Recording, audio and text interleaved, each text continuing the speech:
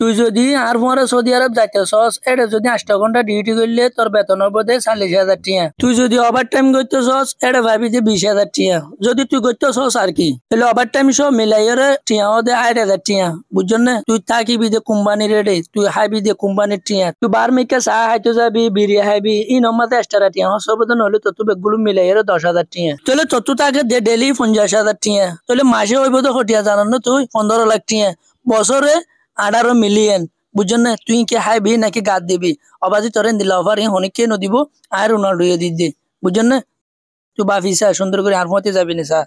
তোর তো চিন্তা করার পরে আর দুজনে কুমতি থাকি বেড়া সঁচা বিচার বেগুলো দুজনে বাক যোগ করে সন্দিলা বলে হলে পিরিয় গুয়া ধরা এর দুজনে গুয়াই পেলে দুজনে দোয়া করলে হাইতাম এটা আসিবর কিছু নাই। অবাজি টিয়া বা সাবরত দলে বেগুন করা করিব আই আর গিয়ে ঘুরে আসি দিলে চাহ হাবরত দলে পেলে উগমা গাইয়ারে গলে দোয়া লইম তারপরে দুজনে বাক যোগ করে হাই পেলাইম দেনা তো টিয়া বা আসের দেন না এটা দুই বেলা হনো মেশিন টেশিন কিনা নড়বে টিয়া হসা করা নপরে বাংলা সাবনে কেটে বেটা ক্যাম্পতে কিনে লো যাইম বুঝি হিয়া লুদু পেলাইম দুজনে টিয়া বাসিব টিয়া বা আসের দিন আর বউ বইতে বেগুন হাইব তলে হাইলে না লো যাবে। Follow Rohingya Comedy Voice